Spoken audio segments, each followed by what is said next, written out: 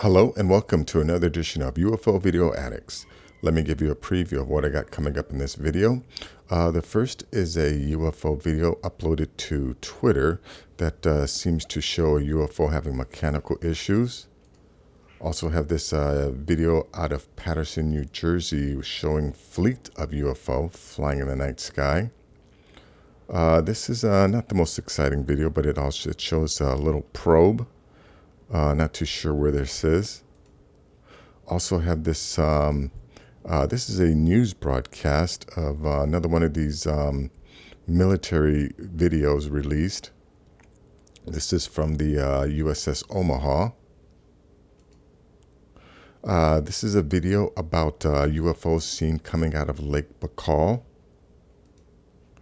Let's see, video is about this guy, John Maynard, who was a military intelligence analyst for the Defense Intelligence Agency. And he talks about a place in Turkey where you can see UFOs, a lot of UFOs, and also talks about satellites being pointed away from Earth. So yeah, he was questioning, what are they looking for? This is a video about a Soviet mission to take photos of this one of the Mars's moon, Phobos, and apparently this is the last image that was taken by the probe before it disappeared, and it seems to show here's the Phobos, the moon Phobos, and then next to it is this what they're saying is a UFO, but it's supposed to be like 25 kilometers, I think it is, which is like 13 miles long. I also have this photo of a triangle UFO taken above Earth by the Space Shuttle Columbia. And then last is this video about this 12-foot tall two-headed giant. And they still have the mummified remains. It's supposed to be in New Jersey someplace, but we'll take a look at that too. So let's go to this first video. Let me go full screen on this. I think this is now the second video I've posted with with a UFO that seems to be having mechanical issues.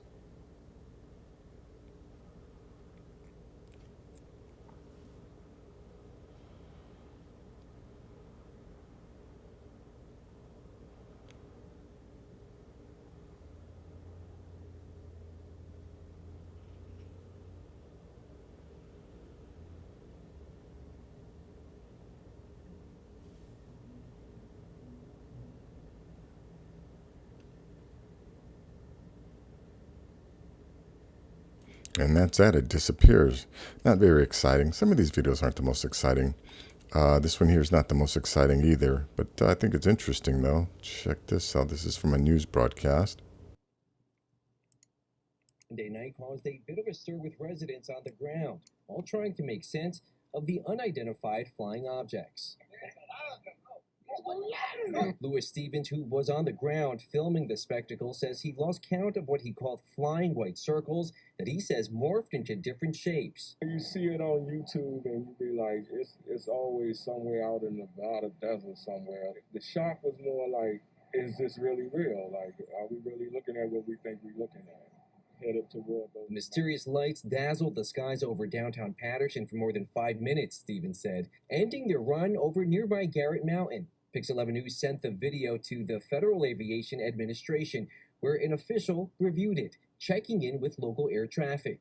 We were told nothing unusual was reported. Yeah, anyways, and then they also ask, someone who flies drones, and of course that person said, oh yeah, they're drones, even though you don't hear any drones in the video. Let's see, let's go to this one here. Again, this is not the most exciting video, but it definitely shows something interesting in the sky.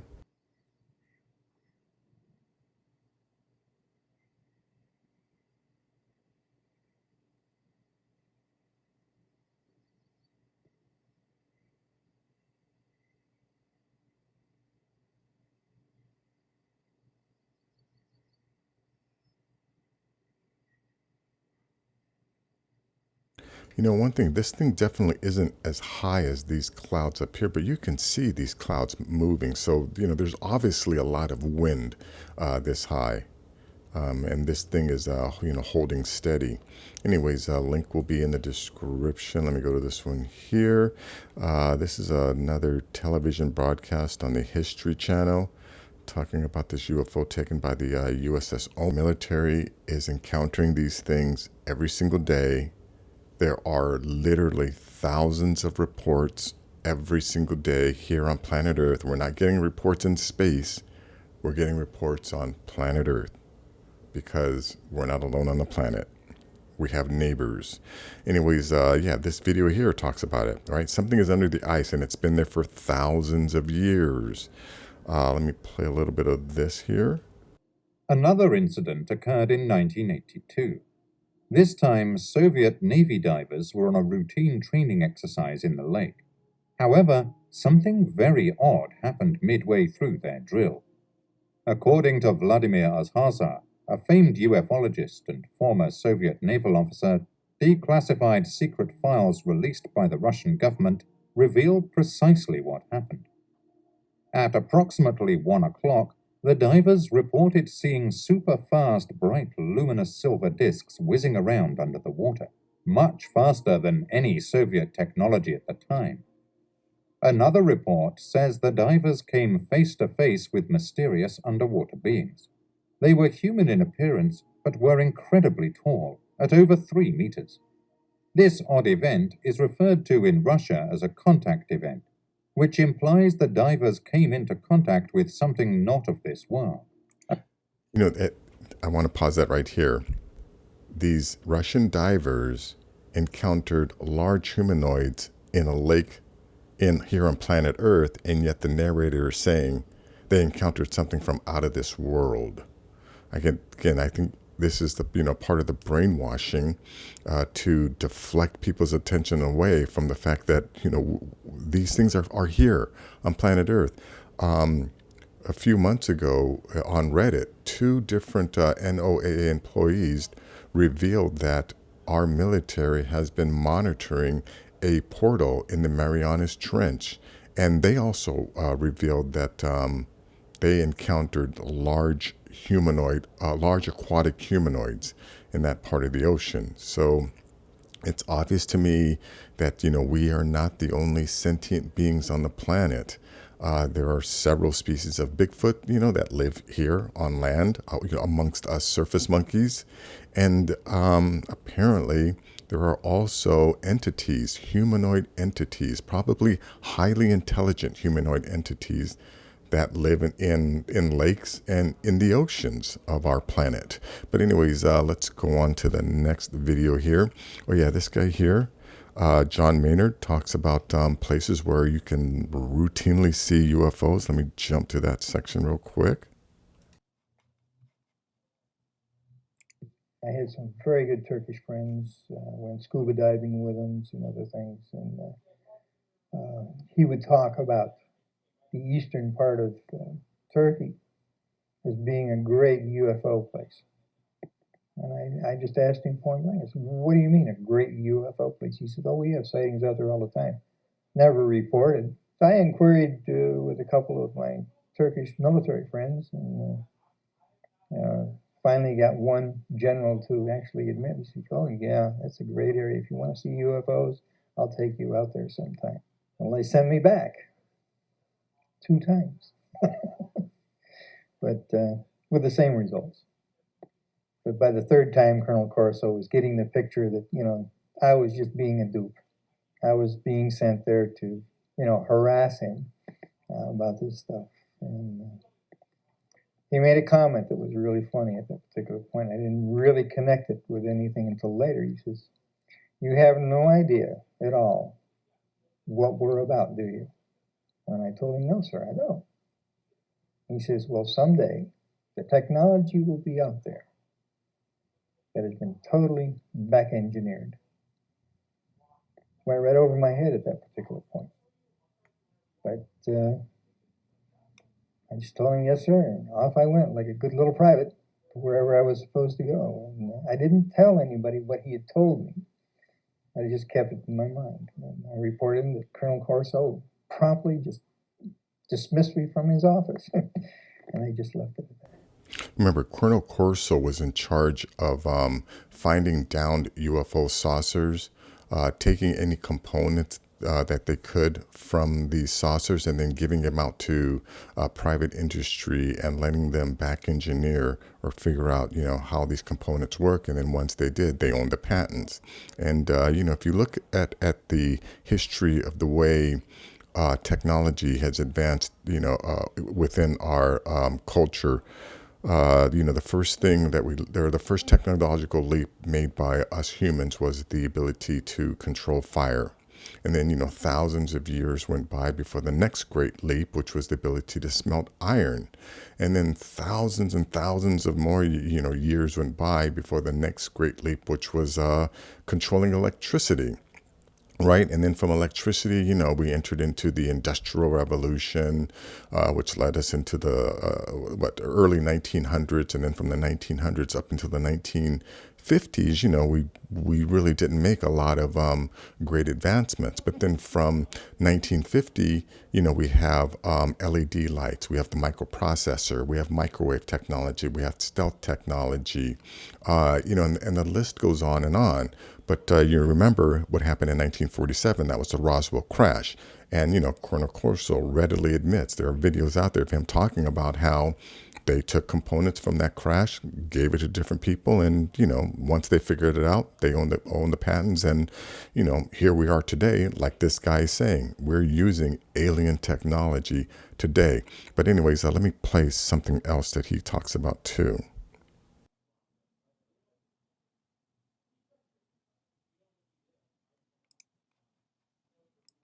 The code name to go in there and look at the office. And it was called Omni. Because here's this brand new project. And guess what it is? A radar satellite. And I remember after that all settled down and everything else, I was talking with one of the sergeants over there in the little showroom they had that they had built for this. And they were getting ready to pack everything up and move to their own area. I noticed the satellite's positionings. I said, now this is supposed to be a system that tracks radar anomalies on Earth, right? The whole thing, the movement. Yep, that's what it does. And he says, why are half of them pointed towards the outer space? Towards the moon, towards areas that are just blank space. Well, I don't know. Was the reply. He says, never thought about it. I says, well, at least half of those satellites you got up there aren't looking at Earth. I said, what are they looking for? He says, well, you got to have need to know about that. And I said, I see. In other words, who's coming? He says, we don't know. God, end of subject. Well, this was Well, again, our military is very aware of all or of the different flight corridors being used by our neighbors. He talks about the one in Turkey. There's obviously one in the Bermuda Triangle, another one, I think, along North Carolina, and then along the West Coast near Catalina Island. There are these flight corridors that are used routinely by our neighbors, and our military has monitors there to track the traffic coming and going from our planet. But anyways, check out this video. Link will be in the description. Let's go to this one here. Yeah, this video here is about a Soviet mission to photograph Phobos, one of the moons of Mars. And they believe that this UFO ship took out their probe. But anyways, let me play a little bit of this. Of a Soviet space probe called Phobos by a UFO. Now, for the first time on American television, startling footage obtained from our Russian sources showing the unidentified craft that may have destroyed Phobos. In 1989, the sudden disappearance of Phobos 2 had ominous overtones. Now, Russian officials close to the space program feel free to offer their own theories about the satellite's demise. Phobos 2 was supposed to enter the Martian sky and descend to an altitude of 15 meters. Phobos 2 was sending back pictures, as usual when suddenly the last picture from Phobos arrived. On that picture, you could see Phobos, the Martian moon, and an oblong-shaped object. The object cast a passing shadow on Mars, and then Phobos too disappeared. Scientists from around the world have studied the last photograph transmitted by Phobos 2. The oblong image shown here has been estimated to be at least 25 kilometers in length, nearly 13 miles long. Many believe that Phobos 2 photographed an immense alien craft. Now, nearly 4 years after the disappearance of Phobos 2, this footage, shot by a Japanese astronomer, may help explain the mystery. Anyways, this is as much as I want to play of that. Link to this will be in the description. You want to check it out. Let me go to this one here. Yeah, this is just about this photograph here. The Space Shuttle Columbia apparently photographed this just outside our orbit. Let me just play a little bit of this.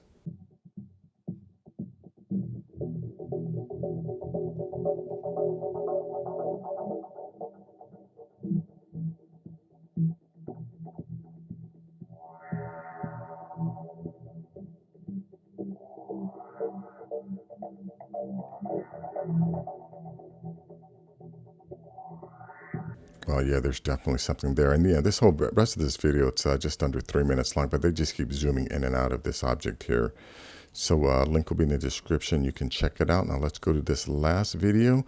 Yeah, this last video is about this 12-foot tall, two-headed giant that they apparently have the bones for. Check this out. Giant that apparently currently resides in Baltimore, Maryland. Classified by some as Homo giganticus, it's featured here as evidence of the existence of giant humans. The origin of Cap Droit. The creature's story begins in 1673, where the giant of over 12 feet with 2 heads was captured by Spanish sailors and set captive on their ship. The Spaniards lashed him to the main mast, but he broke free, and during the ensuing battle, suffered a fatal injury. They skewered him through the chest with a pike. What happened to him next isn't exactly clear, and the story fades away after that, but his naturally mummified remains were eventually brought to England in the 19th century. He then entered the Edwardian horror circuit, and over the years was passed from showman to showman, eventually ending up at Weston's Burnbeck Pier in 1914. After spending the next 45 years on display in North Somerset, England, old Cap Droit was purchased by one Lord Thomas Howard in 1959, and following a few more handoffs, he ultimately ended up in Baltimore, Maryland, of all places. Frank? Yeah, now, again, we know today that two-headed people can definitely live. There's those girls, Abigail, and I don't know the other name, but yeah, we have, two-headed people living today.